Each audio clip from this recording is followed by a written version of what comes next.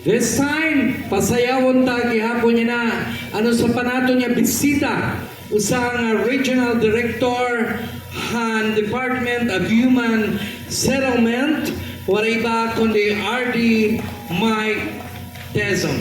Okay? Waray ba nga igaado ni RD Mike Tizon kundi ang kapikas han kinabuhi hanaton minahal nga Congressman Nonoy Libanan, waray ba kundi Madam Elma Libanan. Okay, maestro?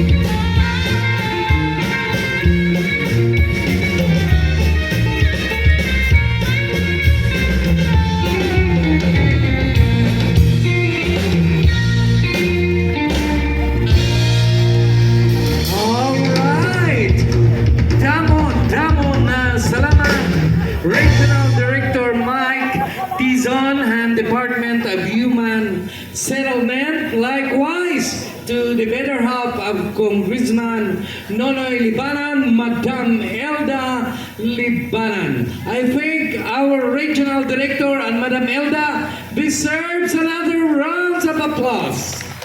Okay, damo nga salamat. Thank you so much. Nga niya naman.